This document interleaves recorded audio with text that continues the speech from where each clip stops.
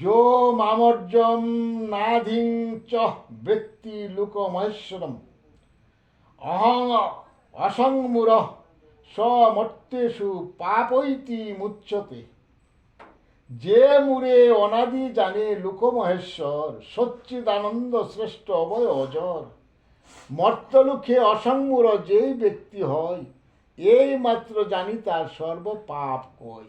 যিনি আমাকে জন্মরহিত অনাদি ও সমস্ত গ্রহলোকের মহেশ্বর বলে জানেন, তিনি কেবল মানুষদের মধ্যে মোহশূন্য হয়ে সমস্ত পাপ থেকে মুক্ত হন। এখানে অজ শব্দটির দ্বারা ভগবানের বর্ণনা করা হয়েছে যে যার অর্থ হচ্ছে জন্মরহিত। দ্বিতীয় অধ্যায়ে জীবকেও অজ বলে বর্ণনা করা হয়েছে, কিন্তু ভগবান জীব থেকে ভিন্ন।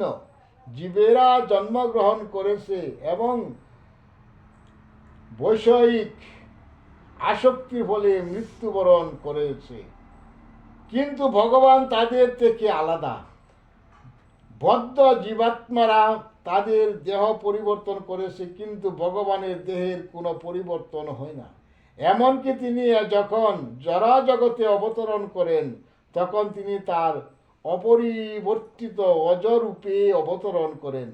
তাই চতুর্থ অধ্যায়ে বলা হয়েছে যে ভগবান সব সময় তার অন্তরঙ্গা শক্তিতে অধিষ্ঠিত। তিনি কখনোই অনুৎকৃষ্টা মায়াশক্তি দ্বারা প্রভাবিত হন না। তিনি সব সময় তার উৎকৃষ্ট শক্তিতে অবস্থান করেন।